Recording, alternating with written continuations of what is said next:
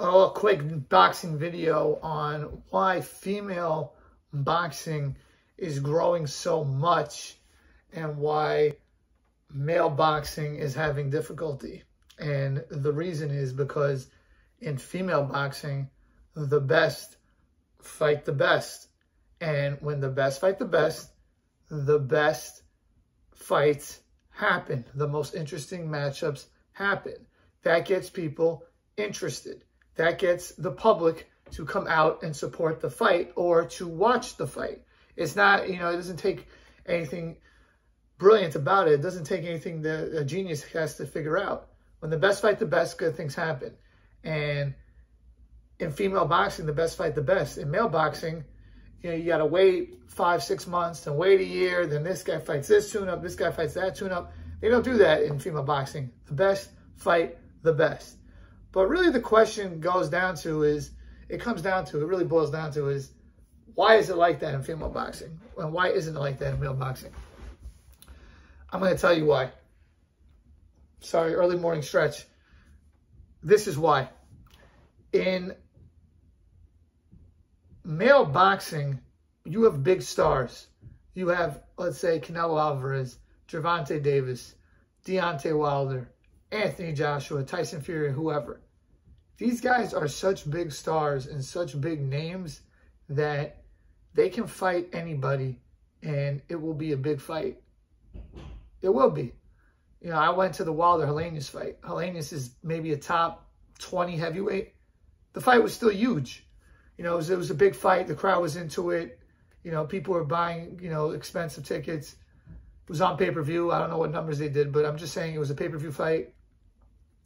Canelo, he could fight Avni Yildirim. Big fight, massive fight.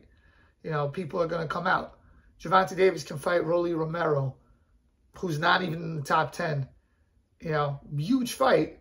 When Joshua fights his tune-up fight in December, whatever that is going to be a huge fight.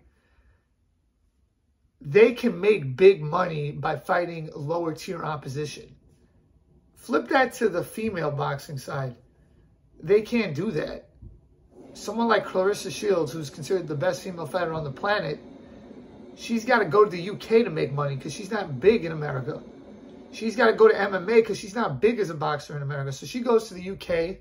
She fights Savannah Marshall, who's a top fighter, to make money, because if she doesn't fight a top fighter, it's not a big fight. She's not getting a big payday.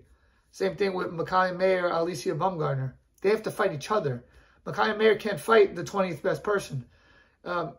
Alicia Baumgartner can't fight the 20th best person, because if they fight the 20th best person, that fight's not big. You flip that to Canelo, he can fight the 20th best person. Gervonta Davis, he can fight the 20th best person. And they're going to make a ton of money, so it's not worth the risk from these guys to fight the number 2 guy or the number 3 guy for a little bit more money, or even if it's, let's say, double as much money or 50% more money, when you can make a ton of money and fight a way easier guy. So keep fighting those kind of guys, and then eventually you get the big fight. With female boxing, they can't do that. They need to make every fight into a high-level fight, or else no one watches.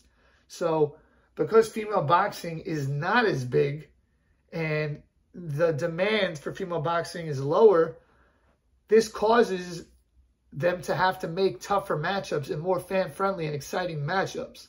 And that's really what the UFC has done a good job of, is giving people the fights, consistently over and over again, and not allowing any one guy to become bigger than the sport. It's not like that in boxing. Canelo, he's bigger than, he's huge. He's over here. The average boxer's over here. Sorry, you don't get it in my camera. Anthony Joshua, he's here. The average boxer's here. Errol Spence, here. Deontay Wilder, here. In women's boxing, everyone is close. Even if someone's bigger, they're close. So they all need each other.